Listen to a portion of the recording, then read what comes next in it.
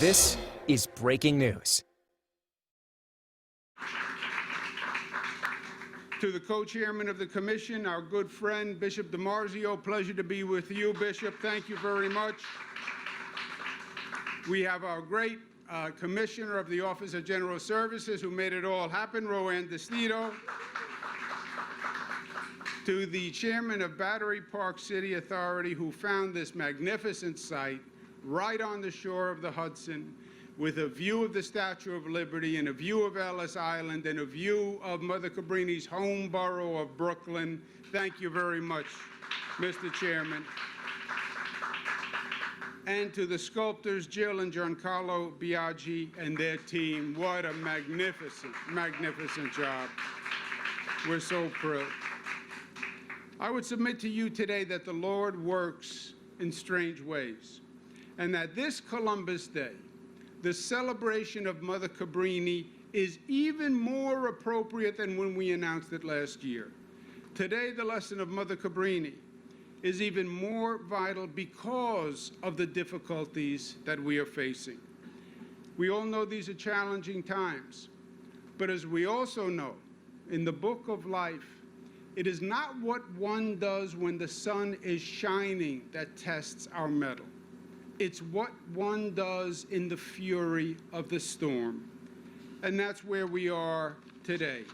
The pressure, the stress, the difficulty reveal the true character of people and of society. We see it today. COVID has stressed each of us and all of us, and it has revealed strengths and weaknesses. Under pressure, small cracks explode. But also under pressure, that's when diamonds are formed. Saints are often forged in the crucible of adversity. Mother Cabrini was tested by seemingly insurmountable challenges. She was trying to help new immigrants who had no skills, no money, and couldn't even speak the language. She came to New York at the time of smallpox, typhoid, and tuberculosis, all deadly diseases for which there was no cure, and there was little health care, and there was stifling poverty. And she was in a new country, a woman, a nun, and it was 1889. Women were not empowered. The traditional role of the nun was to serve the priests. And on top of it all, Italians were victims of intense discrimination. Mother Cabrini was sent here by Pope Leo XIII to help deal with the Italian problem, as he called it. The Italian problem was rampant discrimination against the Italians.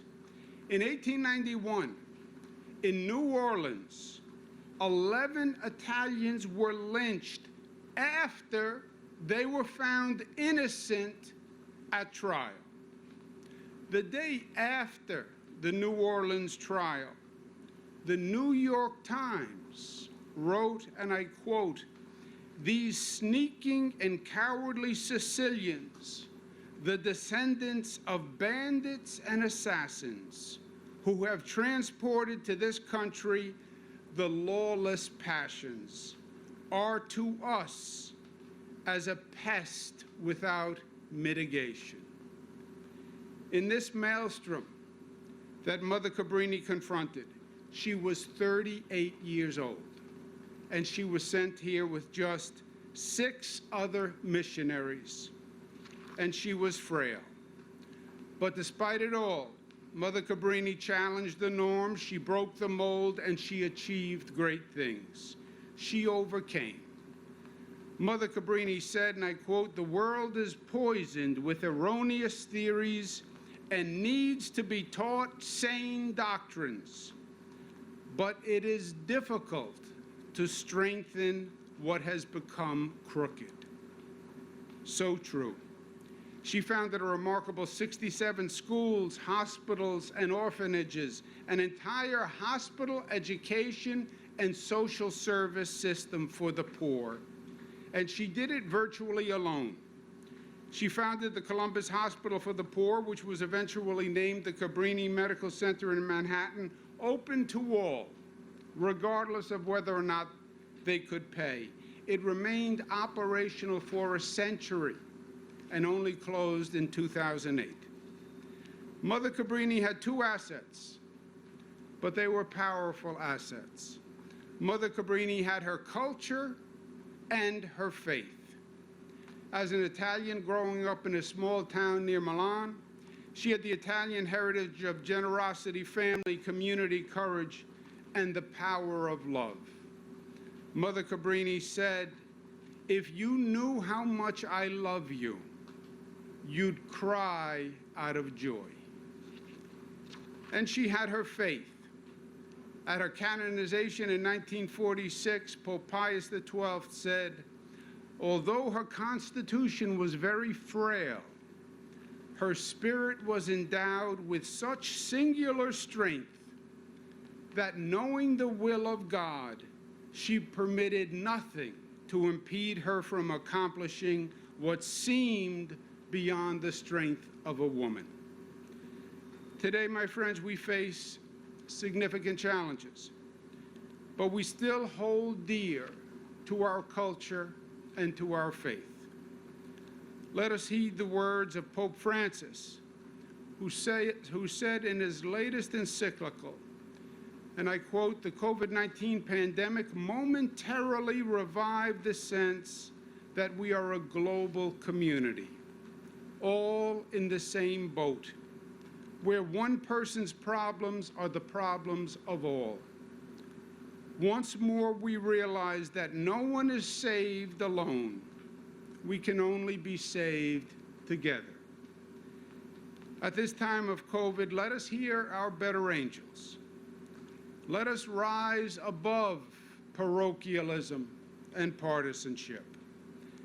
Let us realize that to save each other, we must save all of us. We are all interconnected at the end of the day. If your neighbor succumbs to the disease, then you and your family are in danger.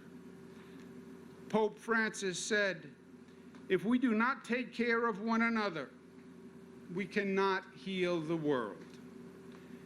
Today is Columbus Day, so we celebrate the Italian legacy, as beautiful as it is. But the same fundamental teaching that Pope Francis speaks about is the same teaching in the Torah, the Quran, Buddhism, and Hinduism. We are our brothers and sisters' keeper. Look at the irony. The only way to stop the spread of the disease, what we now call community spread, is to actually form community, to actually care about one another, and to reach out and help one another. In this complex world, may this statue serve to remind us of the principles that made us great as a country and as a people, and the principles that keep us special on this globe.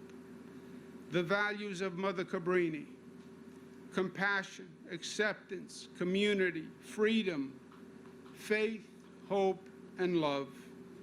And the greatest of these is love. Let's unveil this beautiful statue. Happy Columbus Day.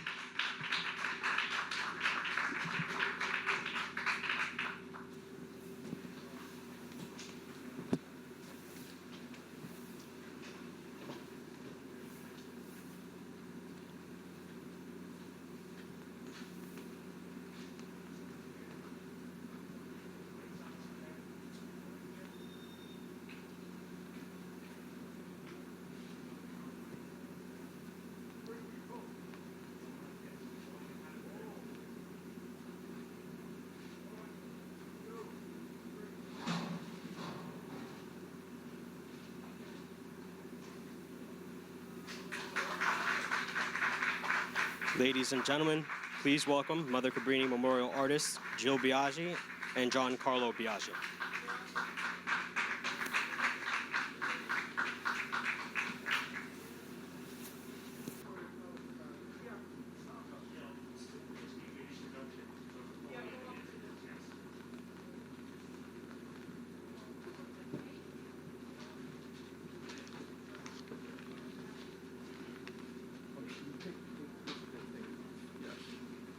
Giancarlo and I would like to thank you, Governor, for your commitment to making this statue a reality. And thank you to the Commission and Angelo. I also want to thank our team, architect Martin Sanluski and lighting designer Ken Farley. It was our honor to design a monument to this compassionate, heroic woman. Our goal was to create a statue that would represent the persevering spirit of an extraordinary woman in realizing her childhood dream, the dream of helping people in need around the world. As a young girl, Francesca Cabrini made paper boats, filled them with violets, and placed them in the current outside her home. She called them her missionaries and sent them into the world. In our statue, we depict Mother Cabrini with 2 children sailing to the world on her paper boat. The girl is a reflection of Francesca when she was young, holding a book in one hand, symbolizing her commitment to education, while her other hand holds firmly onto the boat, signifying her steadfastness in the face of adversities. The boy grips his luggage ready to face what the future will bring and holds in the other hand an ocarina, a wind instrument invented in Italy representing the culture immigrants have brought to America. Around the base is a bas-relief depicting the story of Mother Cabrini's life and her charitable works.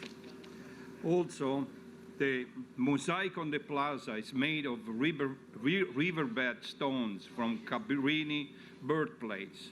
And we thank Suor Maria Barbagallo for her enthusiastic project to make this possible.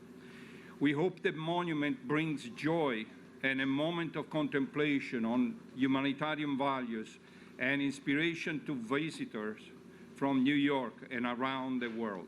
Thank you. Thank you for attending today's event. That concludes our program.